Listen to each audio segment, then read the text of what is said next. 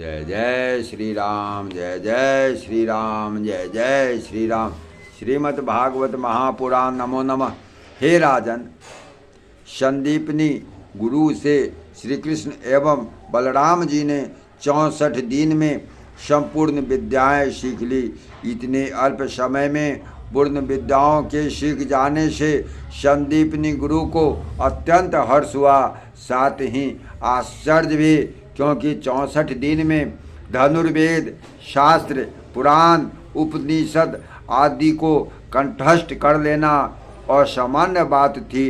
वे विचार करके यह तर्क निकाले, अवश्य ही ये दोनों बालक अवतारी हैं, अन्यथा सामान्य बालकों के वश की बात नहीं। हे राजन, विद्याएं अर्जित करने के उपरांत भगवान श्री कृष्ण तथा बलराम जी गुरु संदीपनी के चरणों में दंडवत करके कहने लगे, हे गुरुदेव, आपने हमें विद्याओं में पारंगत कर दिया, हम आपके ऋणी हो गए। यदि मैं आपकी सेवा जन्म जन्मांतर तक करता रहूं, फिर भी उड़ीन नहीं हो सकूंगा।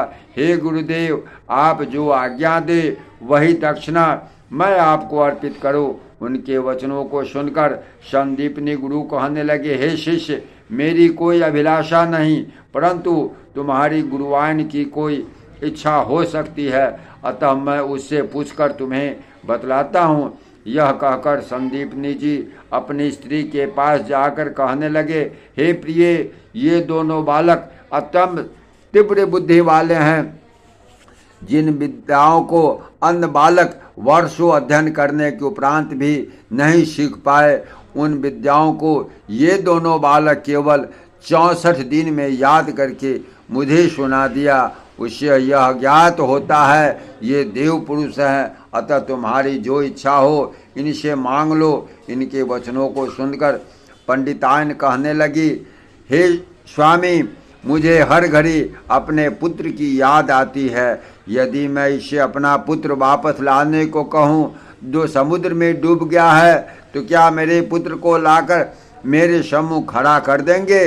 नहीं स्वामी, यह संभव कर पाना इन बालकों के वश की बात नहीं है, और अन्य किसी वस्तु की मुझे अभिलाषा नहीं। अतः आप जाकर इन बालकों से कह दें कि वे अपने घर को जाएं। जय जय श्री सीताराम।